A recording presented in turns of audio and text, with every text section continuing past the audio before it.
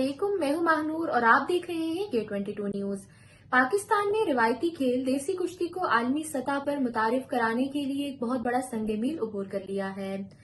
دنگل world cup 2026 کی باضابطہ launching تقریب منعقد ہوئی، جس میں ملکی و بین الاقوامی سطح پر دیسی کشتی سے وابستہ اہم شخصیات نے شرکت کی۔ تقریب میں پیر سید عاصم علی کاظمی بری امام نے خصوصی شرکت کرتے ہوئے دنگل ورلڈ کپ کو پاکستان کی ثقافتی پہچان کے فروغ کی جانب اہم قدم قرار دیا۔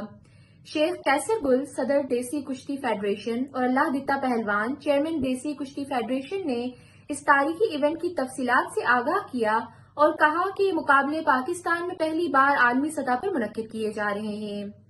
تقریب میں شاہد بابر پہلوان، چیمپئن پاک و ہند انگلینڈ چیمپئن، اور شیخ سبحان، جنرل سیکرٹری دیسی کشتی فیڈریشن بھی موجود تھے، جنہوں نے دیسی کشتی کے فروغ اور نوجوانوں کو اس کھیل کی جانب راغب کرنے کے عزم کا اظہار کیا۔